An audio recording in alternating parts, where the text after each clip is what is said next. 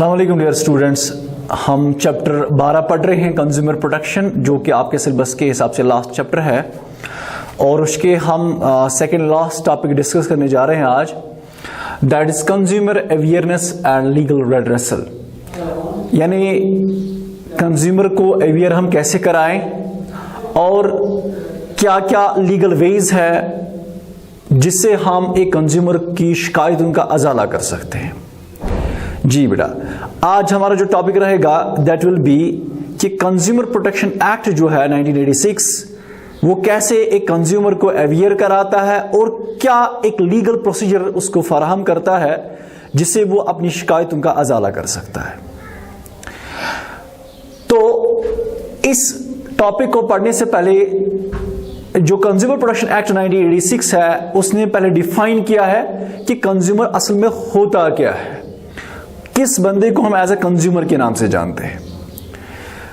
In the eyes of law और in the eyes of the act 1986 what a consumer is और who a consumer is. 3 points यहां पे दिए गए consumer protection act 1986 के हवाले से। बोला इन 3 बंदों को हम एज ए कंज्यूमर के नाम से जानते हैं। लेकिन इससे पहले कि मैं आपको ये चीज बताऊं, there is a difference between customer and consumer. Customer is a person who buys the product, जिसको हम बायर के नाम से जानते हैं, and consumer is the person who ultimately uses the product. अगर मैंने ये मार्कर किसी स्टूडेंट से लाया, किसी स्टूडेंट से बाजार से लाया, लेकिन वो जो स्टूडेंट है ना वो इस मार्कर का खाली कस्टमर बनेगा, जबकि इसका इस्तेमाल करने वाला मैं हूं, तो ये मेरे लिए मैं एज अ कंज्यूमर बन गया। जिसने मुझे खरीद के दिया या वो जो दुकानदार है जिस दुकानदार ने किसी मैन्युफैक्चरर से खरीदा, वो उसके लिए एज अ कस्टमर है, ना कि कंज्यूमर। कंज्यूमर हो गया वो अल्टीमेटली वो बंदा जो प्रोडक्ट को इस्तेमाल करता है, ही इज ए कंज्यूमर। सो एक कंज्यूमर होता कौन है, और एक कंज्यूमर ही खाली कंप्लेंट दर्ज कर सकता है, एज ए कस्टमर कोई कंप्लेंट दर्ज नहीं कर सकता है। कंज्यूमर होता कौन है? Number 1, one who buys goods और हायर सर्विस फॉर कंसिडरेशन। कोई ऐसा पर्सन जो कोई चीज खरीदता होगा या कोई सर्विस हासिल कर रहा होगा, हायर कर रहा होगा फॉर कंसिडरेशन। कंसिडरेशन का मतलब है कि वो पैसा दे रहा होगा या पैसों के बदले वो कोई और चीज दे रहा होगा। इसका मतलब यह है कि अगर कोई कंज्यूमर जो है वो फ्री में कोई चीज खरीदता है या कोई चीज को गिफ्ट में मिलता है जिसपे उसको यहां से देना नहीं पड़ता है, पैसे नहीं देने पड़ते हैं, या कोई और चीज उसके बदले उसको नहीं देना पड़ता है, तो जो पर्सन बिना कोई उजरत दिए बगैर कोई चीज खरीदेगा, फ्री में कोई चीज खरीदेगा, he is not considered as consumer as per the Consumer Protection Act 1986. Only those persons will be considered as consumers who purchase the goods and for certain consideration. अगर आप इंश्योरेंस प्रीमियम की service लेते हो, insurance की service लेते हो, आप यहां से प्रीमियम भरते हो, तो वो जो आप प्रीमियम इंश्योरेंस करवाने के लिए जो आप पैसा दे देते हो, वो प्रीमियम आपके लिए कंसिडरेशन बनता है। इसी तरह जब कोई चीज आप खरीदते हो, आप उसको पैसे दे देते हो, वो पैसा देना कंसिडरेशन कहलाता है। आप ब्यूटी पार्लर के पास जाते हो या हेयर सैलून के पास जाते हो, आप हेयर कटिंग करवाते हो, तो आप जो यहां से पैसा देते हो उस सर्विस का, दैट्स द कंसिडरेशन। अगर यही चीजें, यही सर्विसेज आप बिना पैसों के बगैर लोगे, आप उस टाइम एज ए कंज्यूमर नहीं कहलाओगे। इसलिए हमने सेकंड चीज में लिखा, ये जो पर्सन्स है ना, they will not be considered as consumers. कौन? उसमें एक ऐसा बंदा भी है, person who obtains goods without any consideration, जो बिना किसी कंसिडरेशन के बगैर कोई सर्विस लेगा या कोई चीज खरीदेगा, that will not be considered as consumer. Number 1। Number 2, any user of such goods or beneficiary of service approved by the buyer. अब मैंने कोई चीज खरीदी, 2 मिनट के मैंने कोई चीज खरीदी, अब मैं ये जो चीज है मैं किसी बंदे को अपॉइंट करता हूं कि ये आप इस्तेमाल करिए, यानी मैं अप्रूव करता हूं, मैं इजाजत दे देता हूं अपने इस चीज का इस्तेमाल, किसी बंदे को मैं इजाजत देता हूं आप इस चीज को इस्तेमाल करिए। यानी this is approved by the buyer, खरीदने वाला मैं हूं लेकिन इसका इस्तेमाल करने वाला दूसरा बंदा है, और मैंने उस बंदे को मैंने अप्रूव किया है, मैंने उसको कहा कि आप इसको इस्तेमाल करिए। जिस बंदे को आपने अप्रूव किया, जिस बंदे को बायर ने अप्रूव किया चीज को इस्तेमाल करने के लिए, that person will constitute as a consumer. और जो बिना परमिशन लिए बगैर, बिना अप्रूवल लिए बगैर बायर से चीज लेगा फिर इस्तेमाल करेगा, उस सिचुएशन में वो एज अ कंज्यूमर नहीं बनेगा। इसलिए हमने यहां पे कहा the person who uses goods, कोई ऐसा बंदा जो कोई चीज इस्तेमाल करेगा without the approval of the buyer, actual खरीदार के अप्रूवल के बगैर अगर कोई बंदा उसी चीज को इस्तेमाल करेगा, that will not be constitute as a consumer. मिसाल के तौर पर आपके पास गाड़ी है, आपने खुद खरीदा तो आप इसके बायर हो, एज ए कंज्यूमर आप इसको खुद चलाते हुए हो, ठीक है, आप एक कंज्यूमर हो। लेकिन यही गाड़ी आपके फ्रेंड ने ले ली, आपने इसको बोला नहीं ये वो वहां पे चाबी है तो ले जाओ, नहीं, उसने चाबी देखी, उसने गाड़ी को स्टार्ट किया तो ले गया आपकी गाड़ी को घूमने। तो घूमते घूमते उसको कुछ नुकसान हो गया, गाड़ी को कुछ नुकसान हो गया, एक्सीडेंट हो गया, उसमें कुछ प्रॉब्लम आ गई इस गाड़ी में। अब आपका फ्रेंड जो है ये कंज्यूमर फोरम में गया इस कार की कंपनसेशन हासिल करने के लिए। तो सबसे पहले जिस बंदे ने कंप्लेंट की वो एक्चुअल बायर का दोस्त है, वो कंज्यूमर नहीं है इस टाइम। क्यों? क्योंकि उसने अप्रूवल नहीं लिया है अपने फ्रेंड से कि मैं इस चीज का इस्तेमाल करूंगा, आपकी गाड़ी का इस्तेमाल करूंगा। तो बिना अप्रूवल के लिए बगैर अगर कोई बंदा चीज का इस्तेमाल कर रहा है, फिर उसको नुकसान हो गया है, अगर उसी नुकसान का बदला हासिल करने के लिए वो शिकायत दर्ज करेगा, उसकी जो कंप्लेंट है वो एक्सेप्ट नहीं की जाएगी। आप इसको ऐसे समझिए, जो चोर होते हैं, चोर जब कोई चीज चुरा लेते हैं, जब उन्होंने कोई चीज चुरा ली होती है तो उस सिचुएशन में वो एक्चुअल बायर नहीं होते, वो उन्होंने अप्रूवल नहीं लिया होता है, उस अप्रूवल से हम आपकी गाड़ी चोरी कर रहे हैं, नहीं, उसे गाड़ी ले ली, गाड़ी खराब हो गई, अब वो इंश्योरेंस कंपनी के पास गया, इंश्योरेंस कंपनी वाले उसको बोल रहे कि नहीं आप हाँ ये आपके नाम पे गाड़ी नहीं, हम आपको इसकी प्रीमियम कंपनसेशन नहीं देंगे। अब वो कंज्यूमर फोरम में जाता है इंश्योरेंस कंपनी के खिलाफ केस रजिस्टर करने के लिए कि बोल रहे कि ये मुझे कंपनसेशन नहीं दे रहे, मेरी गाड़ी का एक्सीडेंट हो गया, मेरे पास कागजात वगैरह है, लेकिन ये मुझे गाड़ी का कंपनसेशन नहीं दे रहे। तो जब कंज्यूमर फोरम में ये बात आ जाएगी तो उसको बाज़ाब्ता कहा जाएगा कि आप उसका एक्चुअल कंज्यूमर नहीं हो, क्योंकि ये जो गाड़ी है ये बिना आपने अप्रूवल लिए बगैर गाड़ी ले ली, आपने इस्तेमाल तो गाड़ी जो की है ये बिना अप्रूवल के बगैर आपने गाड़ी का इस्तेमाल किया। इस सिचुएशन में जो बंदा बिना अप्रूवल के बगैर कोई भी चीज इस्तेमाल करेगा, he will not be considered as a consumer. So consumer हम उसी बंदे को कहते हैं जो कि कोई चीज लेगा या कोई सर्विस का इस्तेमाल करेगा with the approval of the buyer. Clear? Point number 3, user of the goods और services hired for earning livelihood by self employment.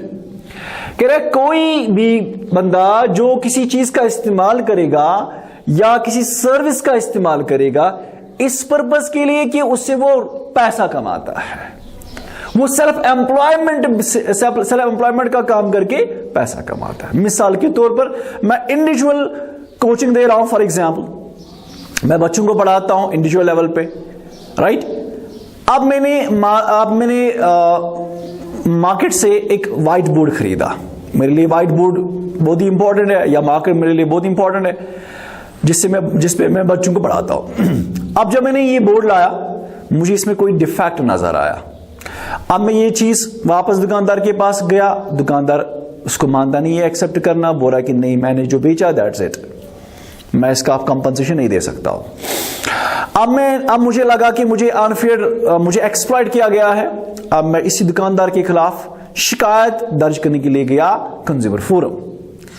Consumer forum पहले मुझे ये कहते हैं कि आपने जो ये चीज खरीदी आपने किस पर्पस के लिए खरीदी थी। तो मैं उनको कहता हूं कि मैंने इस पर्पस के लिए खरीदी ताकि मैं इस बोर्ड का इस्तेमाल करके बच्चों को पढ़ाऊं, मेरा पेशा यही है कि पढ़ाना, और मुझे इसमें बोर्ड की जरूरत पड़ती है।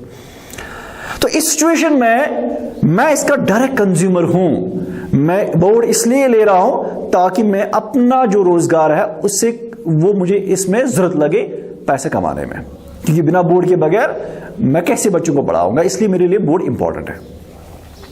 तो जो मैं चीज खरीद रहा हूं उससे मैं सेल्फ एम्प्लॉयमेंट, मैं किसी के अंडर काम नहीं कर रहा हूं, मैं सेल्फ एम्प्लॉयमेंट कर रहा हूं और मैं ऐसे पैसा भी कमा रहा हूं इस चीज से। इस सिचुएशन में एज ए कंज्यूमर हूंगा मैं, और मैं कंप्लेंट रजिस्टर कर सकता हूं। जो बिना इसके बगैर किसी दूसरे के लिए चीज खरीदेगा, फिर दूसरा बंदा उसको इस्तेमाल कर रहा है, उस सिचुएशन में वो बंदा जो दूसरे के लिए चीज खरीदे वो एज ए कंज्यूमर नहीं कहलाएगा। इसलिए हमने यहां पे कहा the person who obtains goods, कोई भी बंदा जो कोई चीज खरीद रहा है या कोई सर्विस ले रहा है फॉर रीसेल, चीजें खरीद रहा हूं लेकिन बेचने के लिए मैं खरीद रहा हूं, in such a situation I am not a consumer, I am just a buyer. दुकानदार होलसेल से माल खरीदता है बेचने के लिए, जब वो बेचने के लिए चीज खरीदेगा तो उस सिचुएशन में एज ए कंज्यूमर वो नहीं है, he is just a buyer, वो सिर्फ खरीदार है, वो कंज्यूमर ग्राहक नहीं है, वो चीजें को इस्तेमाल करने वाला नहीं है, वो ही इज नॉट ए कंज्यूमर। जो भी बंदा चीज खरीदेगा फिर रिसेल के लिए या किसी कॉमर्शियल पर्पज के लिए, बिजनेस पर्पज के लिए कोई चीज जो खरीद रहा है, in such a situation he will not be considered as a consumer. अब हम इसके आगे देखेंगे कि कौन से लोग, क्या खाली कंज्यूमर ही केस रजिस्टर कर सकता है या कंप्लेन दर्ज कर सकता है, या कोई और भी केस या कंप्लेन दर्ज कर सकता है किसी भी ट्रेड के रिलेटेड। अब कौन कौन से लोग हैं, चलो हम इसके आगे देखते हैं। तो अब हम देखेंगे कि consumer awareness and legal redressal जो है as per consumer protection act 1986 के तहत अभी तक हमने देखा कि कौन कौन कंज्यूमर्स होते हैं, कौन से लोग एक्ट के तहत कंज्यूमर्स माने जाते हैं। अब हम देखेंगे कौन से लोग फाइल कंप्लेन कर सकते हैं या कौन से लोग शिकायत दर्ज कर सकते हैं।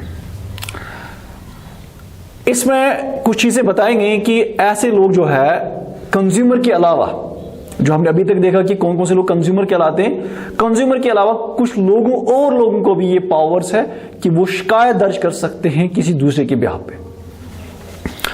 सबसे पहले एनी कंज्यूमर, कोई भी कंज्यूमर जो डायरेक्ट जिसने कोई चीज इस्तेमाल की होगी और जिसने इस्तेमाल करने के बाद उसको ये रियलाइज हो गया कि ये जो मुझे चीज मिली, मुझे इसमें अनफेयर ट्रेड प्रैक्टिस नजर आई या मुझे एक्सप्लॉइट किया गया है, उस सिचुएशन में एज ए कंज्यूमर जो है वो केस रजिस्टर कर सकता है। Number second, any registered consumer association, कोई भी कंज्यूमर एसोसिएशन जो नॉन गवर्नमेंट ऑर्गेनाइजेशन होगी या गवर्नमेंट ऑर्गेनाइजेशन होगी और जिसको बाज़ाब्ता रजिस्टर्ड होगी, जो बाज़ाब्ता रजिस्टर्ड होगी कंज्यूमर एसोसिएशन, कोई भी एनजीओ जो बाज़ाब्ता रजिस्टर्ड होगी और जो ये काम कर रहे होंगे कि वो आम लोगों की, आम ग्राहकों की शिकायतों का अजाला करने का काम कर रहे होंगे, वो जो रजिस्टर्ड कंज्यूमर एसोसिएशन होगी वो भी दूसरे कंज्यूमर के बेसिस पे बिहाफ पे फाइल या कंप्लेंट दर्ज कर सकता है।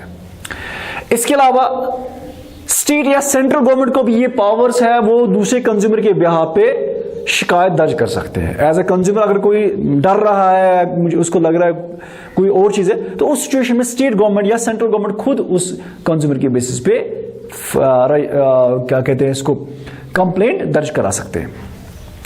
इसके अलावा वन और more consumers on behalf of group of consumers having same interest, एक या एक से ज्यादा कंज्यूमर्स जो दूसरे ग्रुप ऑफ कंज्यूमर्स के बेसिस पे जिसका सेम इंटरेस्ट होगा वो भी कंप्लेंट रजिस्टर कर सकते हैं। मिसाल के तौर में आपको ऐसे समझाता हूं, पिछली दफा जब लॉकडाउन हुआ तो लॉकडाउन में स्कूल वालों ने बच्चों से उन्होंने बस फी भी चार्ज किया। ट्यूशन फी के अलावा कुछ स्कूलों ने बस फी का भी चार्ज लगा दिया था बच्चों को कि हमें आप बस फी भी दिया करें, जबकि पेरेंट्स ने ये क्राइसिस उठाई कि नहीं, हमने हमारे बच्चे तो उन्हें कोई बस इस्तेमाल ही नहीं की, तो हम कैसे आपका बस फी दे सकते हैं।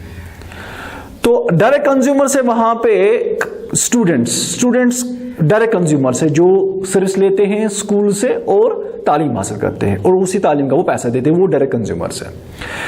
लेकिन यहां पे जो पेरेंट्स हैं उनके सब पेरेंट्स का कॉमन इंटरेस्ट ये था कि सबकी एक ही डिमांड थी कि हम बस फी नहीं देंगे क्योंकि हमारे बच्चों ने बस फैसिलिटी हासिल नहीं की है लॉकडाउन के दौरान, इसलिए हम बस फेयर नहीं देंगे।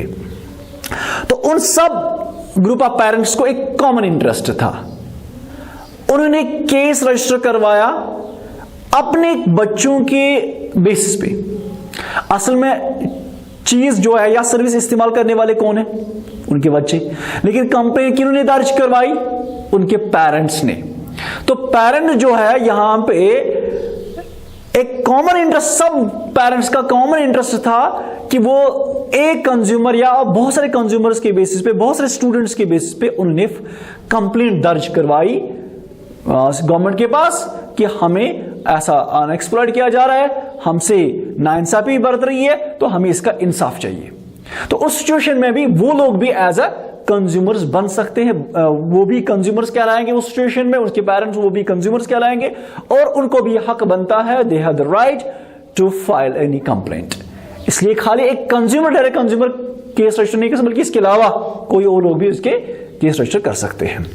ए लीगल हायर और representative of A deceased consumer, कोई कंज्यूमर जो है मर जाता है, उसने कोई चीज इस्तेमाल की है, उसको अनफेयर ट्रेड प्रैक्टिस उसको लगा या उसको एक्सप्लॉइट किया गया। अब वो बंदा है कंज्यूमर जो है,